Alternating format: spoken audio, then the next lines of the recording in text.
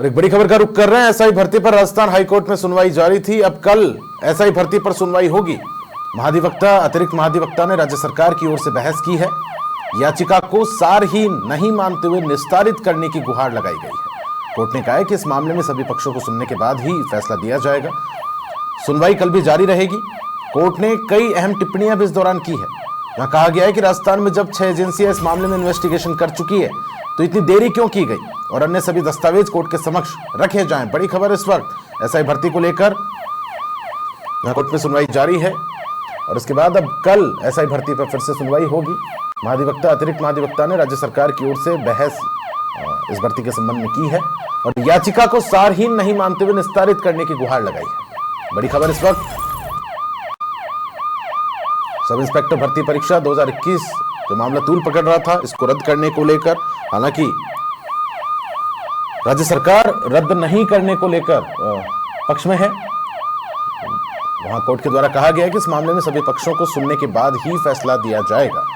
तो सुनवाई इस पूरे मामले को लेकर कल भी जारी रहेगी। इस दौरान कोर्ट के द्वारा कई अहम टिप्पणियां भी इस भर्ती के संबंध में की गई है। कोर्ट के द्वारा कहा गया है कि राजस्थान में जब 6 एजेंसियां इस मामले में इन्वेस्टिगेशन जांच कर चुकी है तो इतनी देरी क्यों की गई।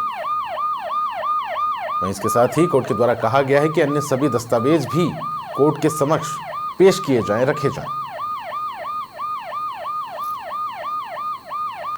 11 जगहों पर तकरीबन पेपर लीक को लेकर एफआईआर दर्ज यहां पर की गई थी और उसके बाद से लगातार ये मामला तूल पकड़ रहा था। इसके बाद कोर्ट में ये मामला जारी है।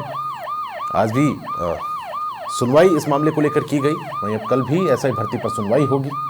राजस्थान हाईकोर्ट में ये सुनवाई जारी है।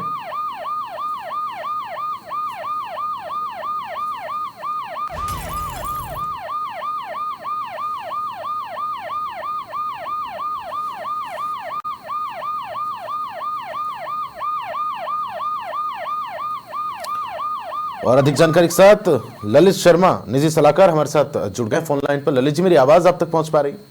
जी प्रताप, सब इंस्पेक्टर भर्ती 2021 को लेकर सुनवाई आज हुई थी, कल भी सुनवाई होनी है। क्या कुछ कोर्ट के द्वारा निर्देशित किया गया है?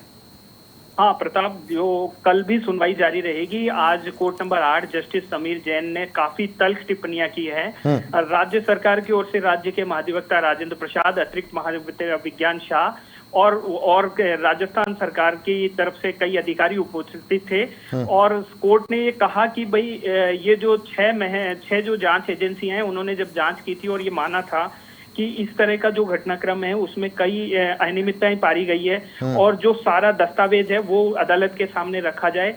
अदालत ने ये भी कहा है कि कल इस मामले में सुनवाई जारी रहेगी। अदालत कॉन्क्रीट फैसला इस मामले में देना चाहती है, इसलिए आज सभी पक्षों को सुना जाएगा। आज राजस्थान सरकार की ओर से महाधिवक्ता ने ये पक्ष रखा और कहा कि ये चूंकि सरकार ने ये फैसला ले लिया है और उसमें ये कहा है कि हम इस भर्ती परीक्षा को रद्द नहीं करेंगे। सरकार को जो सब कमेटी बनाई थी उसका भी यही डिसीजन है, जिसको आज अदालत को बता दिया। लेकिन अदालत ने इस पर सवालिया निशान लगाए और सरकार की और कार्यशैली को लेकर गंभीर टिप्पणियां की। अदालत ने कहा कि जो जब गृह मंत्री राजस्थान के मुख्यमंत्री स्वयं खुद हैं, तो इस मामले में जो भी दस्तावेज हैं और जो भी इसमें रिकॉर्ड आया है वो अदालत के सामने रखा जाए।